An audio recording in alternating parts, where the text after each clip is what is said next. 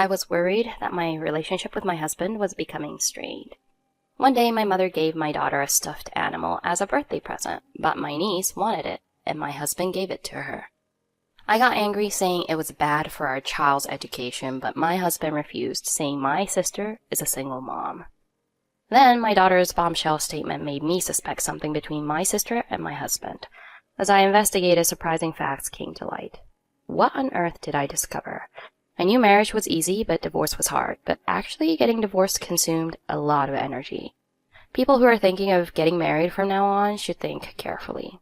You absolutely shouldn't get married on a whim. Did I get married on a whim? Was it really that tough? Well then, let me share my experience. I dated Andrew, whom I met at the company I joined after graduation, and he later became my husband. At that time, I was also 23 years old, and my husband, who was 3 years older, seemed very attractive to me. My husband was very dependable while we were dating, and I have faith that I would be safe with him when we got married. After dating for 2 years, we got married, but when I became pregnant, my husband's behavior slowly began to change. You usually notice significant changes right away, don't you? If he has suddenly become cold or started coming home late, I think I would have noticed and felt uneasy. But my husband seemed to change little by little, so I didn't notice his changes. He seemed less kind, but I thought it was normal for relationships to become more relaxed over time. How was our married life really? When we watched TV, there was no talking. My husband played games on his phone, and I ended up doing housework. We were very affectionate when we first started dating. Friends said we seemed like an old married couple who had lost their spark, but I thought that was just how marriage was. I even believed we were a good couple because we never fought. But after I got pregnant, my husband said, "Since we're having a child, I'll work harder." And the conversations became even less frequent as overtime work gradually increased. By the time our daughter Luna turned 4, my husband always seemed bored at home and was mostly working overtime due to promotions. Since I also work, we had a rule to pool our salaries for living expenses and each save the remainder. I felt uneasy about giving my husband extra money, fearing it might lead to misunderstandings. I don't want to be disrespectful to people who are working diligently, but all that overtime makes me suspicious. My husband didn't come home early even on our daughter's 5th birthday, so I urged him to come home early over the phone. "Hey, where are you now?" "It's overtime, so obviously I'm at work, right? Oh, right. Today was the overnight stay. Sorry, I forgot to mention that. My bad." "Are you seriously saying you have overtime on a day like today? An overnight stay? It sounds like a joke." "I'm not joking. Seriously, what's so special about today?" I was utterly exasperated by my husband's words. That morning, I did say today is Luna's birthday, so please come home early. Thinking back, even though my husband responded, it seemed like he hadn't heard me, which made me furious. "I told you, it's Luna's birthday. I've had enough. You don't need to come back." Fuming, I hung up the phone and returned to the living room where my mother, parents-in-law, and daughter were gathered. My father is away on business by himself, and my sister Susan is away traveling with her daughter Molly. Although there were fewer people than usual, my daughter was overjoyed, hugging a themed stuffed animal given to her by my mother and a drawing set given to her by my in-laws. I couldn't bring myself to complain about my husband here. With an innocent smile, my daughter said, "Thank you, everyone." Just seeing her like that warmed my heart. Even my in-laws expressed dissatisfaction with my husband not coming home for our daughter's birthday, but those feelings alone are sufficient.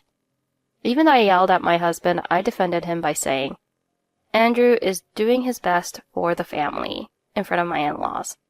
But deep down, I still wanted him to be home for our daughter's birthday. It turned out to be a sadder birthday than usual. Having someone who hugs you from their heart is the best. I don't need a father who forgets birthdays. But a few days later, an incident occurred. On a day off, my sister Susan came to visit my house with my niece Molly, bringing souvenirs from her trip. That day, my husband was also at home, and both our families and my sister's family came together. The souvenir we received was a bit strange, but I thought I would have liked something more practical like what they sell near the train station, although I didn't complain. My sister has been divorced for 3 years now and is living with her daughter Molly while working. Even so, our parents are fully supportive in raising her, and she manages to get by as a single mother. Because Molly was a year younger, my daughter acts like the big sister. They are both very close and always stuck together when they were together. I felt reassured seeing the two of them getting along well, but then my niece exclaimed, "I want it!" about the stuffed animal my mother had given to my daughter. My daughter earnestly explained, This is something I got from Grandma. If you want it too, Molly, go ask Grandma." "Molly, let's buy one next time for your birthday." I explained this, and my niece nodded understandingly, which reassured me. But then my husband intervened between them. "Luna, you're her big sister, right? Don't be so selfish. Why don't you give it to Molly?" "Huh? But this was a gift to me." "So what? You can just get another plush toy like this for the next birthday." When my husband said that, tears welled up in my daughter's eyes. I immediately hugged my daughter and took the plush toy back from my husband. "What are you saying? This plush toy was bought by Grandma at Luna's request." "But Luna is Molly's big sister, right? It's natural to be kind to younger children." "That's a different story altogether. Besides, if you easily accept toys from others like this, Molly might get the wrong idea and take things from people." Even when I said that, my husband didn't seem to understand at all. "Susan is a new mom, you know? It's tough not even having enough to buy children's toys, so it's only natural to give some of Luna's toys." When my husband said that, I was so surprised that I couldn't say anything. I wish my sister would have at least refrained from staying silent and tried to stop my husband.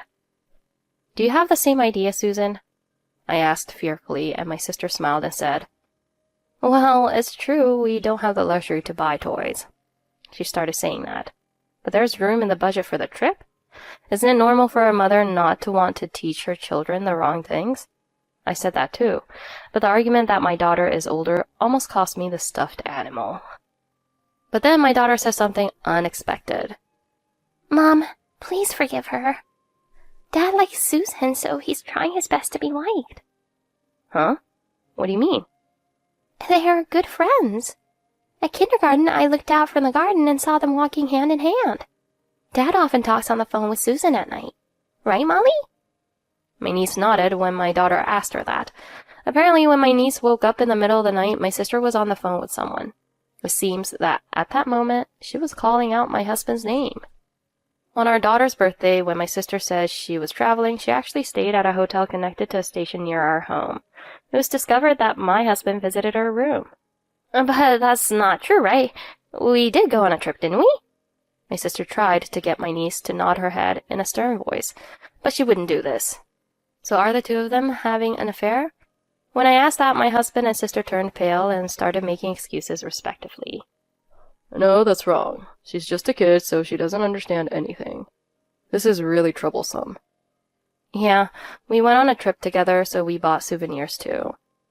The more they said, the more suspicious I felt. "I'm sorry, I can't believe this. I'll investigate this myself." Saying that, I packed the bare essentials, hugged my daughter tightly with the stuffed animal, and went back to my parents' house. Kids are so honest, huh? They can't really lie like that. I find it hard to believe that a child would tell such a lie just because it's what the child is saying. It's almost certain that my husband and sister are having an affair, right? When I returned to my parents' home and told my mother everything, she was really surprised. "Wait, Andrew and Susan?" Their reaction was definitely strange. There's absolutely no way there's nothing going on. "But, Susan, I just can't believe it all of a sudden." Even I can't believe it. But what do we do now? I said I'd look into it myself, but they'll be on guard. Even if we hire a private investigator now, they might not provide solid evidence, right? As my mother and I pondered our options, my daughter began to say something unexpected again. "Hey, when can I see Molly next?" "I can't promise we can meet right away, but..." "But Molly is my younger sister, you know. It's weird that we can't meet easily." "No, that's wrong. Molly is Mom's sister's daughter, so you're not really sisters." I thought it might be a bit early, but I unfolded a piece of paper and explained a simple family tree, complete with pictures. But my daughter looked very confused and said, Huh? But Dad said to Susan on the phone at night, Molly is Dad's child, so it would be bad if it was found out. That means me and Molly are sisters too, right? Hearing my daughter's story, both my mother and I turned pale. I wondered if it was really possible for my daughter to overhear that part of my husband's phone conversation so conveniently. I also thought maybe she misheard. It felt a bit too perfect. But if it were true, it would be the worst. But then a certain person came to mind. It was my sister's ex-husband, Eric, who she divorced 3 years ago. When my sister and he were married, I had exchanged phone numbers with Eric, so I decided to call him. My concern was that Eric is very shy and timid. My sister is strong-willed, so it seemed she married Eric because he was easy to handle. But in the end, I heard they mutually agreed to divorce due to differences in values. When I called, Eric answered immediately. What is it? About Molly. Is there any chance that her father is my husband? Why are you asking this?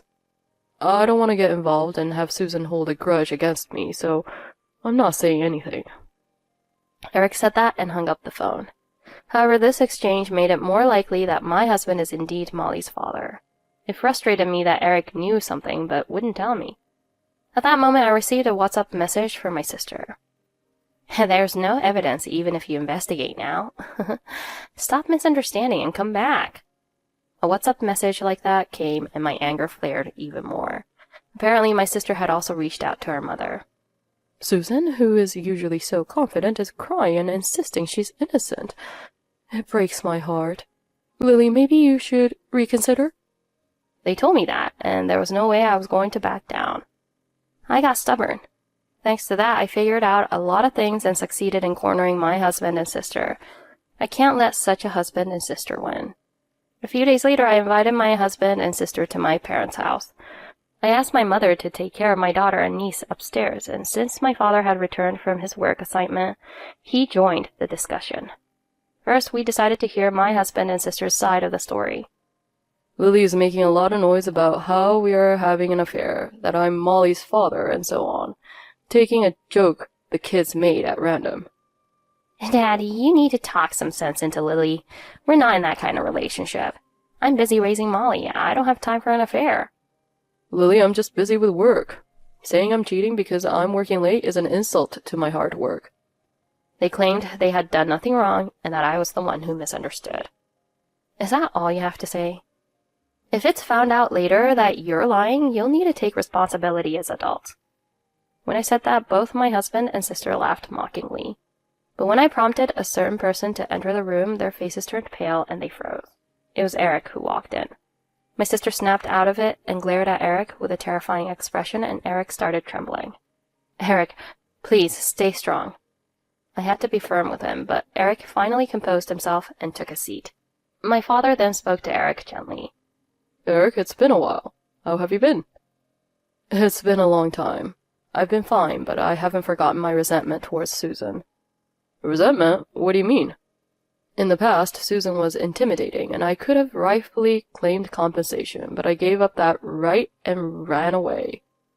But the reason I divorced Susan wasn't due to differences in values. It was because Susan was cheating with Andrew. Eric blurts out, causing my sister to become furious. Eric, why are you telling such lies? Correct this right away or you'll regret it later. Eric trembles in fear, holding his head in both hands, and my father immediately intervenes to stop my sister. Stop it. What Susan is doing is extortion. I won't tolerate using fear to retract statements like this. When my father intervened, Susan was left dumbfounded and couldn't argue anymore. Until now, Eric has likely been treated well by my sister. It seems Susan has done something outrageous to you. As a father, I feel sorry. I'm sorry. No, perhaps my fearful demeanor allowed Susan to say such things. You are humble.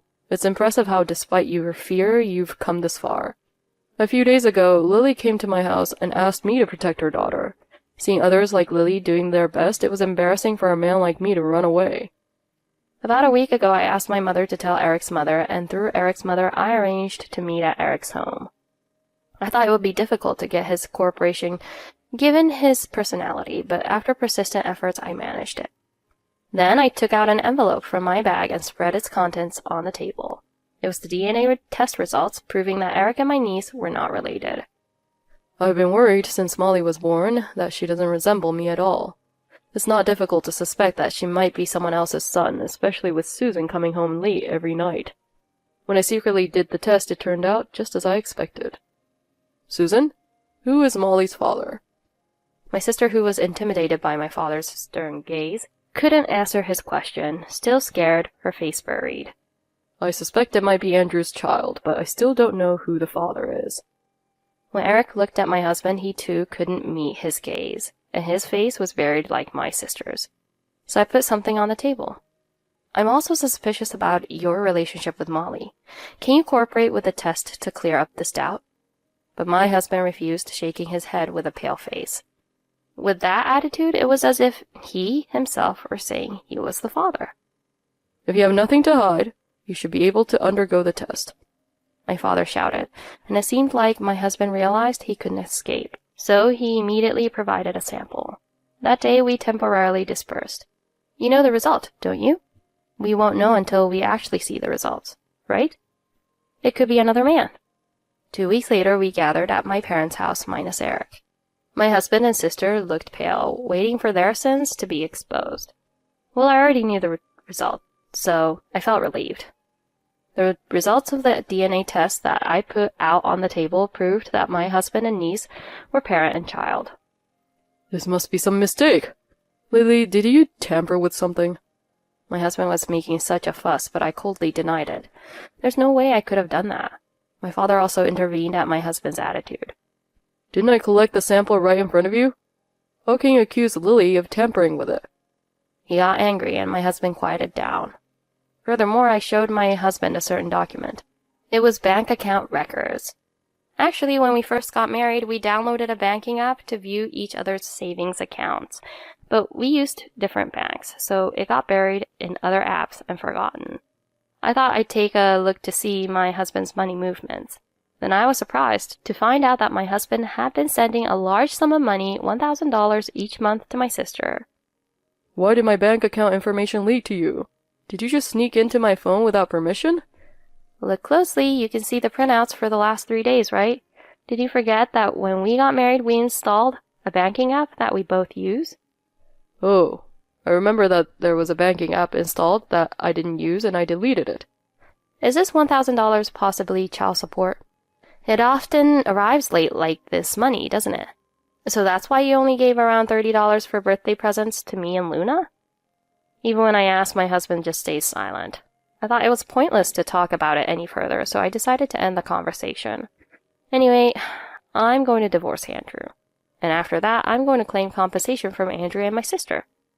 Huh? You're saying you'll demand compensation from me, a single mom? After getting involved with someone else's husband? What are you saying? It's disgusting that you and my husband would get together. If you're going to do that kind of thing, be prepared to be sued for compensation. Or maybe you should ask Andrew to pay you. It seems like he has the leeway to pay you $1,000 a month. When I said that, my husband raised his voice and my sister began to get angry. Why do I have to pay for her too? Huh? It's partly your fault too, so take responsibility. Why is it my responsibility? If you earned more, it would be a different story. You even made me pay on our dates. You insisted on paying, didn't you? As my husband and sister started a heated argument, my father kicked them out of the house. Well, we'll settle this through lawyers then. Just before closing the front door, I said to my husband and sister with a smile, well, it's only natural since he cheated. When they were having fun, it was good, but the affection crumbled at the slightest touch. After that, my husband and I divorced, and I claimed child support. Naturally, I demanded compensation from both my husband and my sister.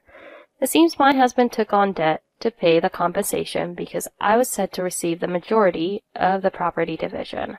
He called me and said firmly, I'm not going to pay Susan's share of the alimony, he asserted. My husband has repayments and child support payments to make to me. At work, it seems he messed up his job due to an affair with my sister and got transferred to a different department, significantly reducing his income. Even though it's just him, life must be tough. As for my sister, she pleaded with me to accept installment payments, knowing she couldn't pay all at once. Knowing my sister had no money, I agreed it was better to accept installments than risk her evading payment altogether by insisting on a lump sum. My sister, who had been working part-time until now, has been leaving her niece with my parents and working tirelessly. Until marriage, she worked as a part-timer, then as a full-time housewife and single mother, and after that, she only worked part-time. It seems that obtaining regular employment as a full-time employee was difficult for her after she passed her mid-30s. I heard that she's working multiple part-time jobs, and it's physically demanding these days. It seems tough for her now that she's paying child support to our parents for taking care of her niece. Our parents have no intention of letting her live at home, so she's spending her time alone and lonely. I'm glad my niece didn't stay with her or my husband. I have concerns about both of them as parents. I don't care what happens to my husband and sister, but I need to protect my kids. So now I'm living at home, a family of 5 daughter-niece parents. My niece also got her favorite stuffed animal for her birthday, and my daughter and niece play dolls together.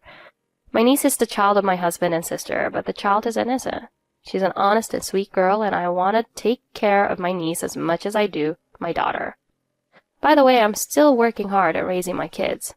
It's a bit tough, but with my parents supporting me, I feel like I can manage even though it's hard now, thinking that eventually they'll grow up and leave my care. If my daughter and niece grow up healthy and lively, that's all I need.